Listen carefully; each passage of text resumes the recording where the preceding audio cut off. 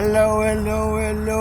Good evening na po dyan sa Pilipinas. At dito po ay 5 o'clock na po dito ng hapon. Ngayon po ay iikot ko po kayo ngayon sa aking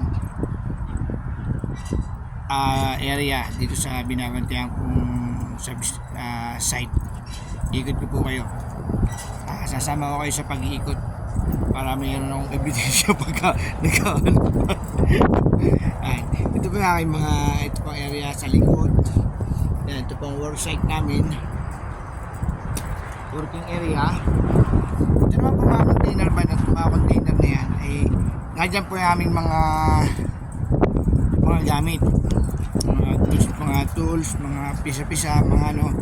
Yan, tatlo yan. Ito yung sa likod yung aming container. Ito naman po yung aming generator area. Lagay aming generator, lagay ng diesel. Tapos po ito po yung mga binabantayan ko. Yan, kailangan check po lagi ito. Check ko lagi po yan. Yung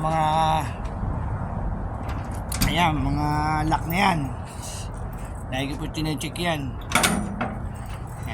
Ito po ay sa likod ng substation, likod dyan, likod. Bali yan. Ito naman ay aalisin na rin ito, mga ilang araw lang. Ngayon po, pupunta naman po tayo dun sa harap ng substation. Ito po kasi tambangan ng mga gamit. Ayun pa po yung isang container. Binabantayan ko rito. Kasi po may mga kaya tawag po rito na baladiya. Kaya akala po nila pag walang tao, yun po yung baladiya, yung mga kumbaga sa atin po ay junk shop, map na naman tala. Baladiya po yun. Pag nakita po nila yung site na walang tao, kinukuha po nila yung pwede pakinabangan. Kasi po yung mga wire po yun, malalaki yun.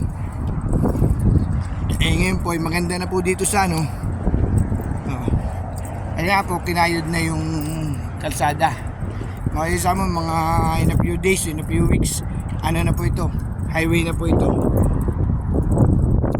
Ito po ang main road, yan ang main na stadium. Ito naman po yung gilid. Ito po pang binabantayan ko isa pa, yung opisinang yan. Kaso wala naman pong kasino dyang walang kasino dyang anik-anik. Kasi container yun, matindi ang container na naroon. Marami rin po yun, kaya lagi ko iniikutan yun sa gabi. Kasi nga po, natatakloban siya nung mataas na bumbok ng lupa. Hindi ko po kita, kaya medyo iniikutan ko rin po siya. Kaya 4 hours, 5 hours, 5 hours po umuwi. Ayan, ito po naman sa ibang kapanya doon, gumagawa doon. Kasi meron din po doon sa mga security. Yan yung sa side doon ng aking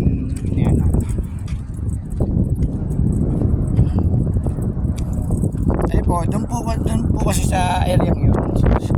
Sa area yun, may security rin po doon. Yan po kahit ito po yung aking binabagay isang substation. Kaya ko po check yung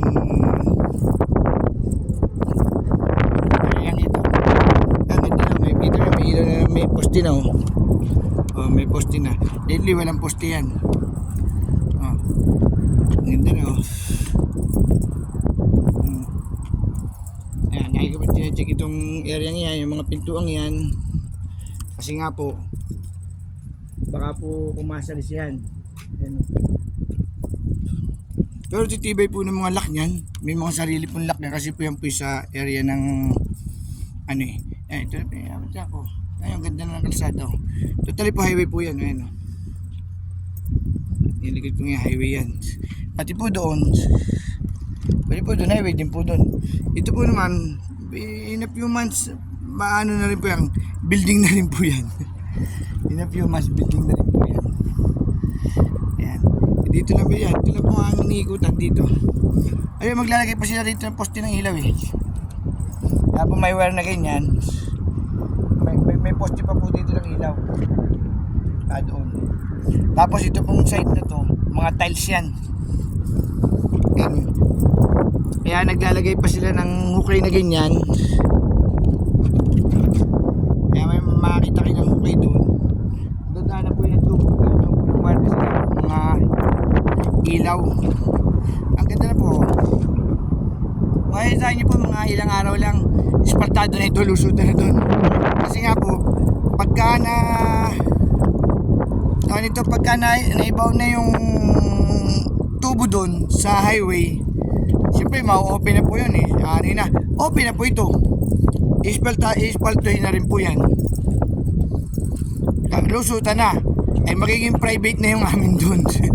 Aming area ito, private na yun. Kaya po, yung pong area ko parang private na mga opisina. Kasi parang tatanggalin na rin ito eh. Opisina yun.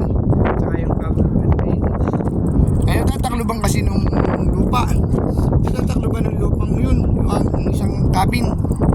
Eh maraming cabin yun. Kaya lagi ko po siyang iniikutan. Bagay, may cover naman po. Kuha ng mga bakod na yun, no? Puting bakod na yun, may cover naman siya. Eh kaso nga po, hindi rin natin masasabi, baka mamaya pumunta sa likod sa kabila. Kaya hindi naman po yung mga ibang lahi. Pag gusto nilang gumawa ng way, talagang gagawa ng way ang mga yan. Yan, kitatatawad ko lang naman po dito yung mga baladiya. Ang tawag nila baladiya. Ayan. Oh. Kasi may daan ako rito eh. Yan na, hindi ko bubuksan yung aking gate. Pag po, bahala sila dyan. Pag panik-anik sila diyan. Oh. So, babay na po at ako ipapunta po sa aking guardhouse at tapoy na pag-ikot na ng alas 5. Mamaya po ulit ako mag-iikot ng mga 11 or 12 o'clock pang sure bago ako matulog. Kasi po bukas pa po ang uwi ko mga 7 or 8. Okay na po, good evening dyan sa Pilipinas.